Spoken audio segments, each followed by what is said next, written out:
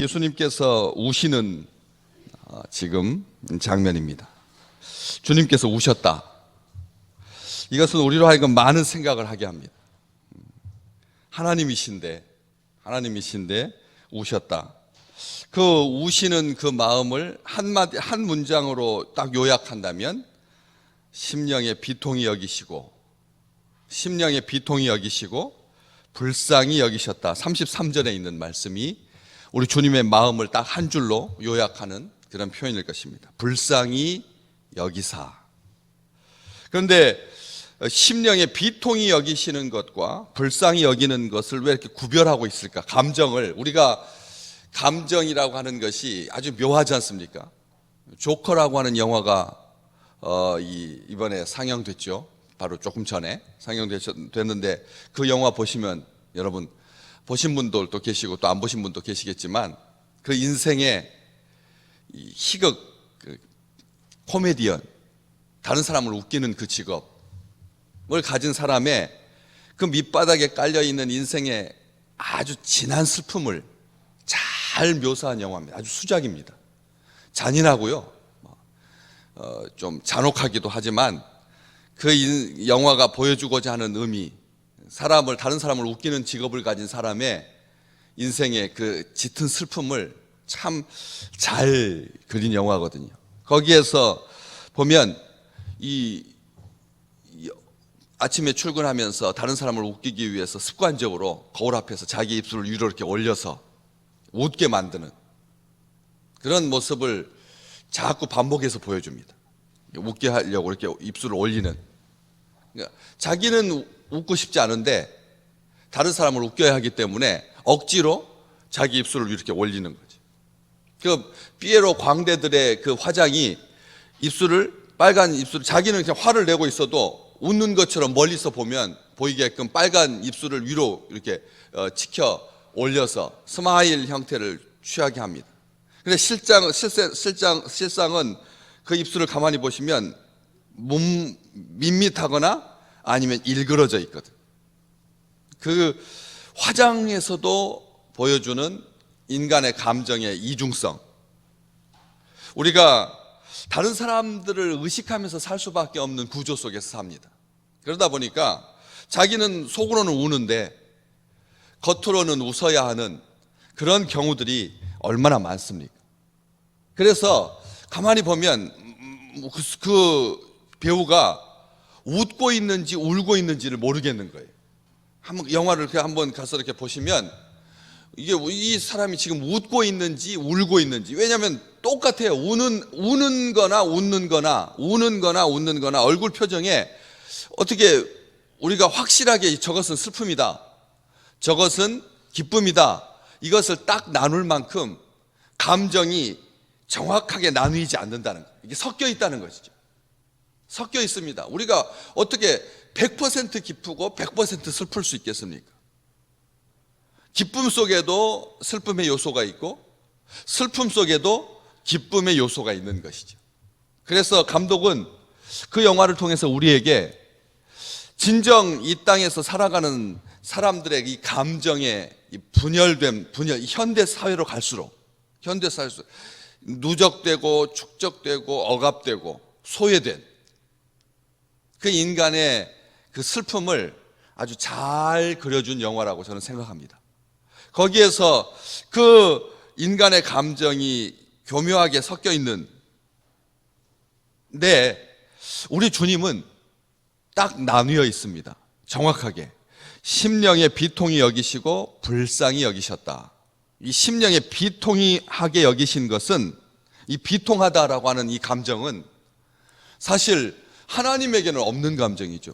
비통한 감정은 인생들이 경험하는 감정이죠.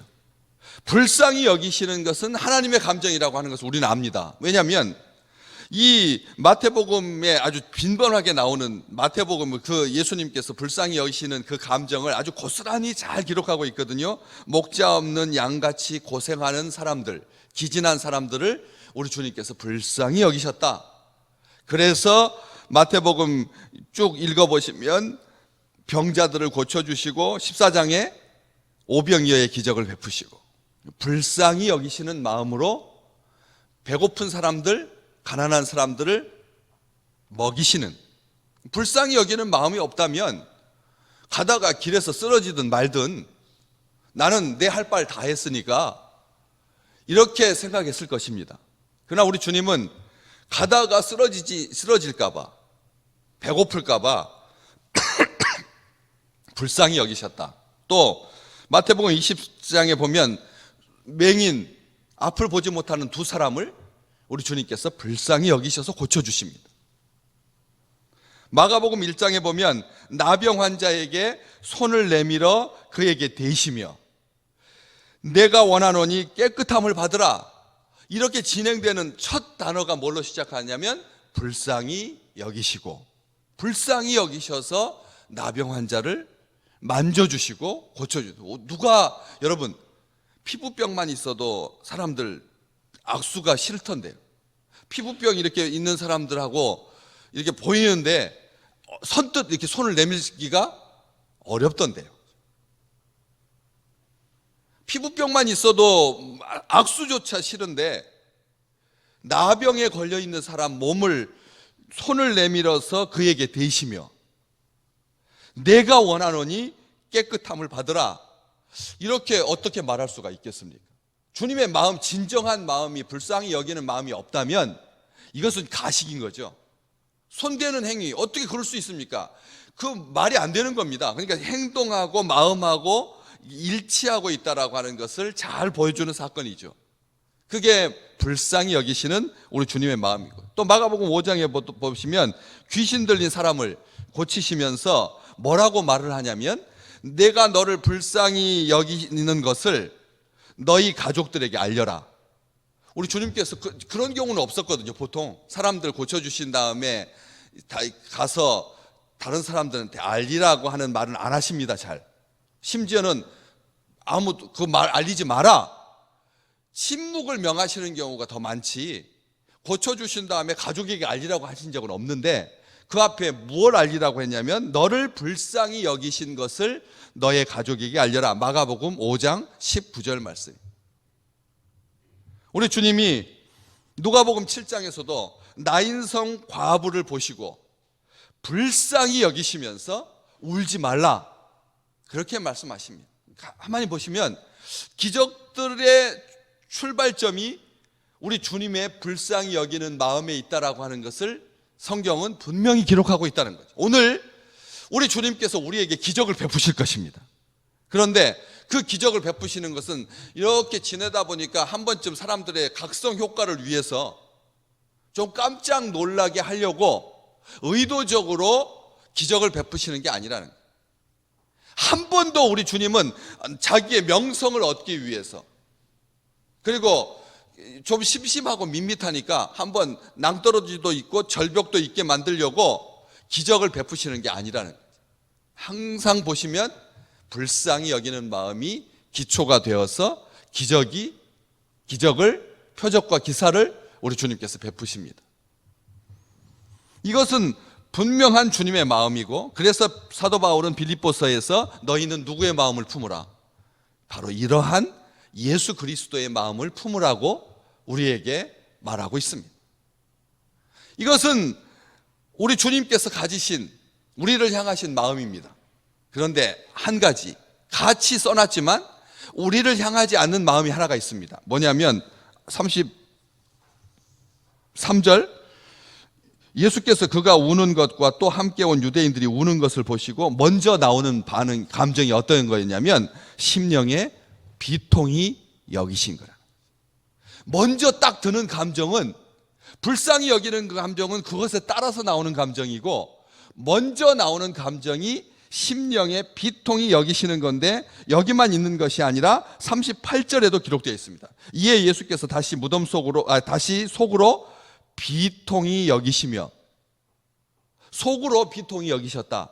앞에 33절에서는 심령의 비통이 여기셨다, 이렇게 기록되어 있습니다. 그런데 속으로 비통이, 그러니까 같은 말이죠. 심령의 비통이 여기시는 거나 속으로 비통이 여기시는 거나 같은 말인데, 앞쪽에 심령은 온통 전체를, 우리 주님의 마음에, 우리 주님의 온 모든 것이 다 비통히 여기셨다. 그 심령이라고 하는 말은 마음과 영혼에 라는 뜻이지 않습니까? 마음과 영혼에.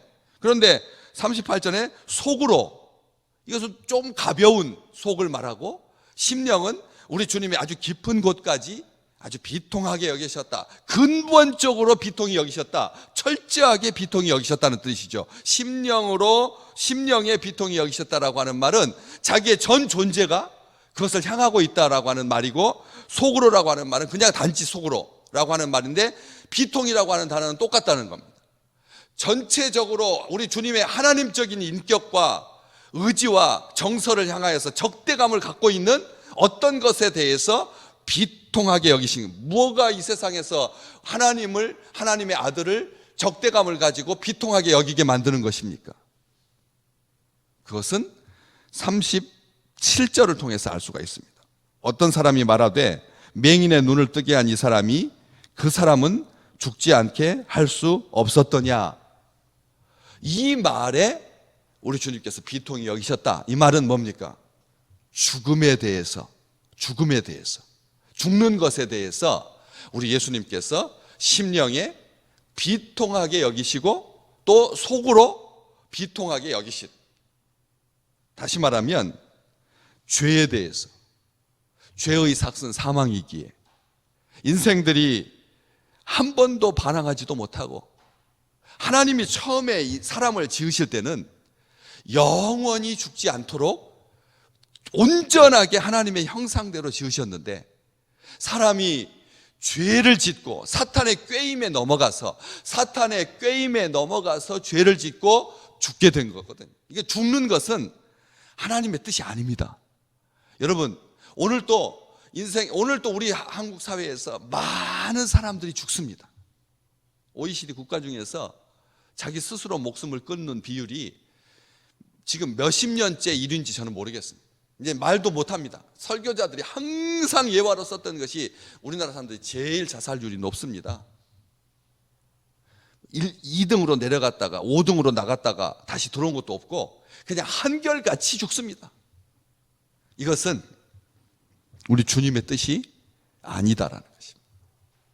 오늘 또 이 세상에 죽어가는 사람들, 우리 예수님께서 이 말씀 그대로 심령에 비통히 여기십니다. 그래서 비통히 여기십니다. 원수 마귀 사탄 쏘는 것, 죄의 삭수로 인해서 죽을 수밖에 없는 인생들을 우리 주님께서 불쌍히 여겨주십니다. 심령에 비통하게 여기십니다. 그 원수입니다. 우리 주님께서 적대감을 갖고 그것에 대해서 비통히 여기시는 거죠. 그래서 이 땅에 말을 잇지 못하고 슬픔이 복받쳐서 통곡하고 있는 마리아, 31절 말씀에 마리아와 함께 집에 있어서 위로하던 유대인들이 그가 급히 일어나서 나가는 것을 보고 곡하러 무덤에 나가는 줄로 생각하고 따라갔는데, 마리아가 예수님 계신 곳에 가서 배엎고 그 발 앞에 엎드려 주님께서 여기 계셨더라면 내 오라버니가 죽지 아니하였겠나이다. 언니도 똑같이 말했거든요. 근데 마리아도 그렇게 말했을 때 예수님께서 33절 그가 우는 것과 마리아가 통곡하는 것과 또 함께 온 유대인들이 우는 것을 보시고 심령에 비통히 여기시고 불쌍히 여겨주셨습니다. 이 땅에 슬픔에 복받쳐서 통곡하고 있는 영혼들이 얼마나 많은지 모릅니다. 겉은 웃고 있는데 속으로 울고 있는 사람들. 나는 안 그렇습니까? 우리는 한번 가만히 보십시오. 우리는 안 그렇습니까? 늘 성탄절이 되면 그 사람들을 웃게 해야 된다라고 하는 생각으로 성탄절 트리에다가 불도 밝히고 빨간 옷, 녹색 옷 입고 춤을 추고 캐롤을 부르긴 하지만, 그렇게 웃고 있는 사람들 속에 감춰져 있는 통곡, 울음들, 오늘 주님 앞에 그 발 앞에 엎드려서 주님 앞에 울었던 그 마리아와 또 함께 온 유대인들이 우는 것처럼 이 땅에 주님의 이 비통히 여기심, 불쌍히 여기심이 그 우리의 우는 울음을 통해서 주님 앞에서 마리아가 언니보다 더 감정 조절을 잘해서 그냥 썽썽하게 딱 서가지고 마르다하고 똑같이, 마르다는 예수님 앞에서 무릎 꿇고 울면서 주께서 여기 계셨더라면 내 오라버니가 죽지 아니하였겠나 하지 않았거든요. 그러니까 서서 더 자기 감정을 잘 추스리면서 그렇게 똑같이 말했다면 아무런 우리 주님께서 우시는 그런 일이 없었을 텐데, 우리가 마리아처럼 마르다에게는 축복의 말씀, 나는 부활이요 생명이니 나를 믿는 자는 죽어도 살겠고 무릇 살아서 나를 믿는 자는 영원히 죽지 아니하리니 이것을 네가 믿느냐, 이 말씀을 주셨고, 마리아는 우니까 자기 감정이 복받쳐서 그를 일으켜 세우시고, 그를 나사로를 어디에다 두었느냐 하고 무덤에 가서 그를 불러내시고 살리시고 기쁨을 통째로 그녀와 그리고 함께했던 유대인들에게 보여주셨던 것처럼, 오늘 이 땅에 죽음을 이기고 살아나는 그런 기쁨이 우리의 울음을 통해서 주님께 전달되고, 주님이 불쌍히 여기셔서 생명을 가져다 주는 그런 놀라운 나라가 되기를 주의 이름으로 축복합니다.